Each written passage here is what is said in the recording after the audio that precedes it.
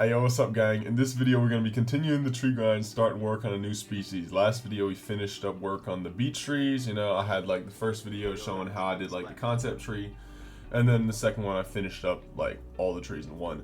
This time, since it's a smaller species that I'll be working on, I'm going to just do the whole thing in one. So I did the concept tree and all 25 of the different variants that I needed. The tree species that we're going to be working on today are field maple. These trees are commonly found near, like, as the name might suggest, the edges of fields, but also at river banks and flatter areas. You don't commonly see them too much on like mountains or tall hills. Now, while I was working on this tree species, I did find it to be quite boring just because this is like a smaller species and I don't personally find there to be anything interesting about this species. So if you're only into like building cool trees, avoid this species, but I needed them for my map. I hope these tree videos aren't getting too boring for y'all.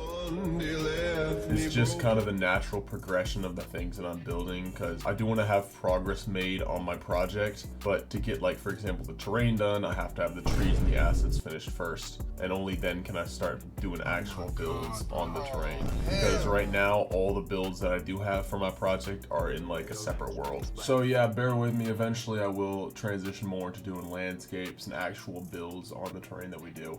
But for now, we're sticking to trees, so I hope it doesn't get too boring.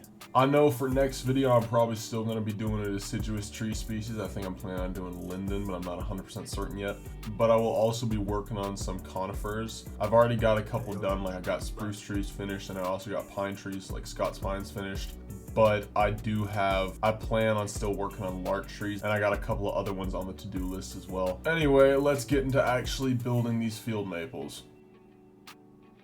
Alright, so yeah, field maples. They grow usually either near water, at the edges of fields, or at the edges of like forests.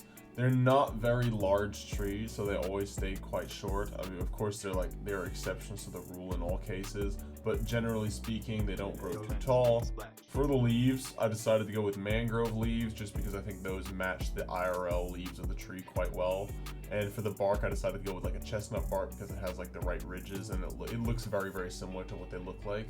I'll just throw up some pictures on the screen of what I'm talking about. As for like the branches and the overall look of the tree, there's nothing too special to talk about, to be honest. The branches generally point outwards. The trunk stays quite thin. It doesn't get really gnarly or anything unless you have like really, really old trees. Usually they won't grow older than 200 years. And besides those things, honestly, there isn't really anything too special about this tree species, but I hope y'all enjoy the time lapse anyway. I know you're someone doing well right now. Getting faded with your friends right now. Doing shit you know I wouldn't like right now. I really wish that you and me worked out. She gon' finish the bottle, won't remember tomorrow. That bitch got me in my bed, all my pain and my sorrows. Hit me with that unfollow, took down all of her photos. Need to find a way to get you back. Where you going? I know you're someone doing well right now. Getting faded with your friends right now. Doing shit you know I wouldn't like right now. I really wish that you and me worked out. I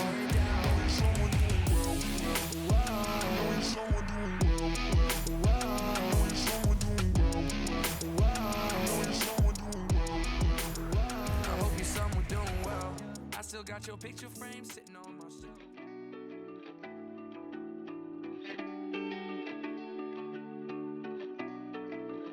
Hey, yo, Lens, make a splash.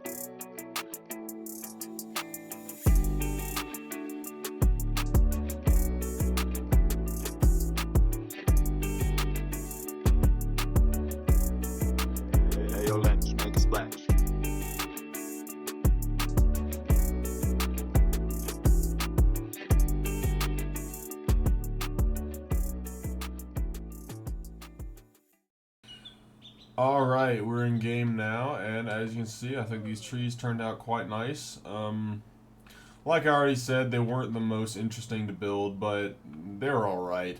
The multi-trunked ones were the fun ones, to be honest. The single trunk ones weren't as interesting, but, you know, we're done with it now. We won't ever have to work on these again, so I'm happy with the way they turned out. I can't even lie. And I do think some of these, because they're not quite large, the branches can go down pretty low, and I think that's quite nice looking.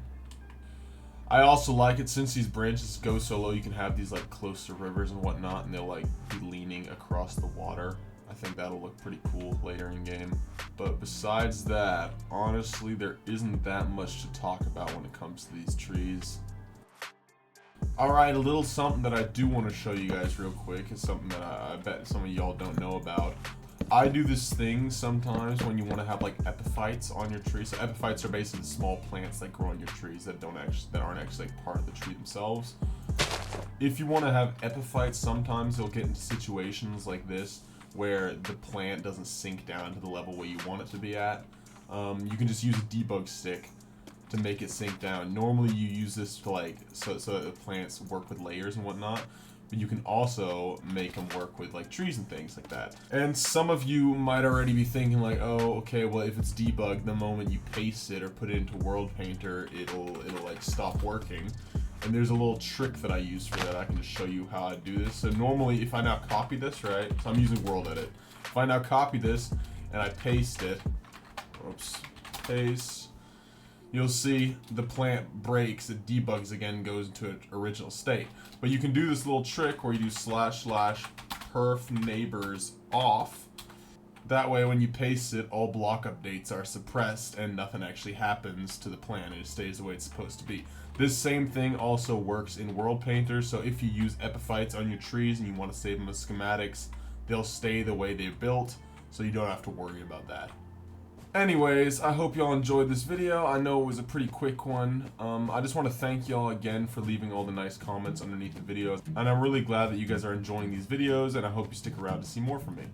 Anyways, thank you guys so much for watching, and I hope you have a wonderful day, and I'll see you in the next one. Alright, later.